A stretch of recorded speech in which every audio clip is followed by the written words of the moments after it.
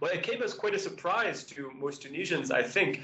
He was, in essence, fulfilling the demand of the opposition after this morning's assassination. The opposition had called a press conference this afternoon saying they wanted dissolution of the government and replacement by a government that would be apolitical, that would be, that is to say, that would not be tied to political parties and that would not be allowed to present themselves in the next elections.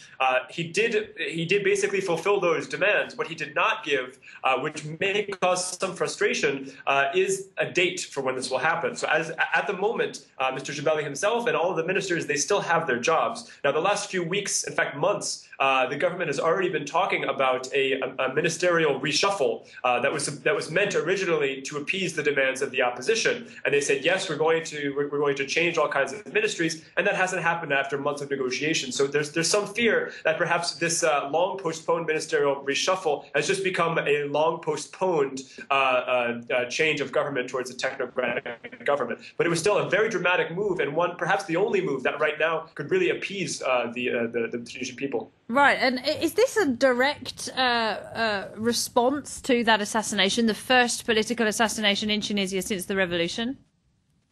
Absolutely. In the speech, he did talk about mounting grievances, acknowledged that people had these mounting grievances about the government, that people had been calling it a return of tyranny, a return of dictatorship. He, of course, argued against those things and said that this was all part of the democratic process, but that he was willing to make these concessions and form this new government. But there's no question that if Chokri Belaid had not been assassinated this morning, we would not have seen any change of the government from today until tomorrow. So this really has precipitated a very dramatic change in Tunisian politics, and who knows what the next few weeks may hold.